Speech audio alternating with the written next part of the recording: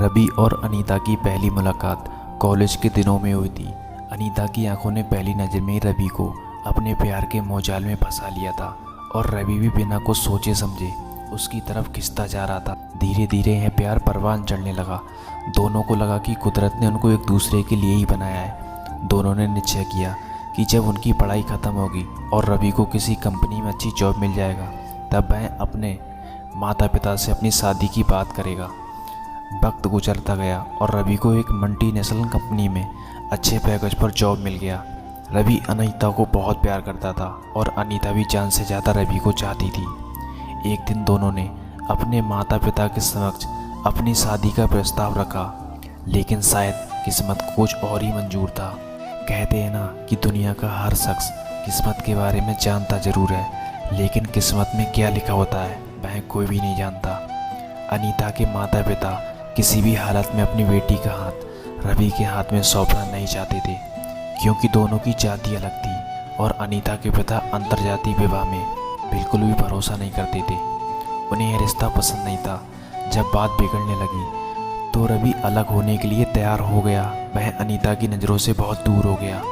इस घटना को 6 साल बीत गए और एक दिन फिर रवि और अनीता एक दूसरे के सामने आकर खड़े हो गए, लेकिन अब हालात पूरी तरह बदल चुके थे। शिवा नाम के एक शख्स के साथ अनीता की सगाई हो चुकी थी। अनीता अपनी पिछली ज़िंदगी और पहले प्यार को पूरी तरह भुला चुकी थी और अपने नए जीवन की शुरुआत करने जा रही थी, लेकिन रवि तब भी उसे भुला नहीं पाया। उसने सगाई तोड़ने के लिए अनीता को मनाया भी, लेकिन वह असफल रहा।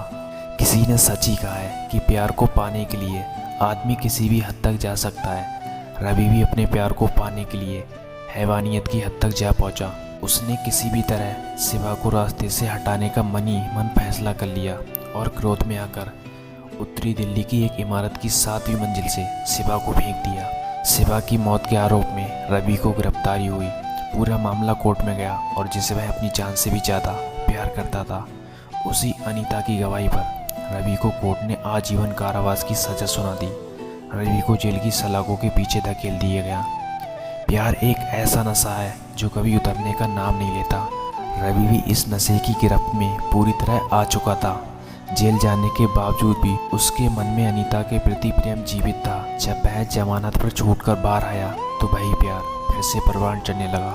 इस बार किस्मत ने रवि का पूरा साथ दिया और अनीता ने उसके प्यार को स्वीकार करके उसके साथ शादी कर ली। दूसरी तरफ रवि का मामला दिल्ली हाई कोर्ट में चला गया। किसी समय अपने भावी पति शिवा की हत्या के आरोपी को सजा सुनाने के लिए कोर्ट में गवाही देने वाली अनीता अब उसी आरोपी पति रवि को बचाने के लिए बेताब हो गई।